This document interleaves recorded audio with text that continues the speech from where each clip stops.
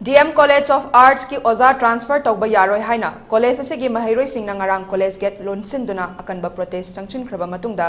ngarang athengbada mari leinaba sing amadi education minister na thajaba piduna stay order tholappadagi khongjang asi handokle haina DM College of Arts ki mahairoi Umar MK na phongdokre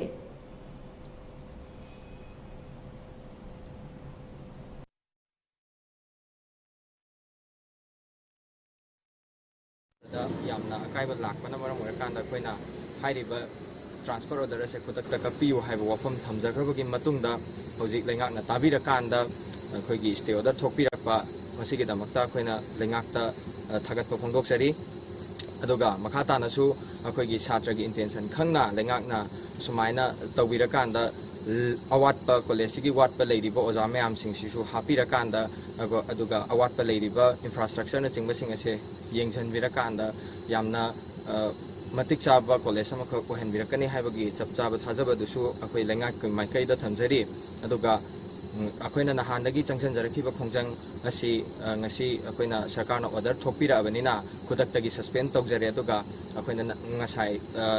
ngasidagi होरकांदा मतम कक्तना अखोइगी indefinite अखोइगी college लॉन्सन की बसे अखोइ खुदक्तगी हांगदोक्सरे।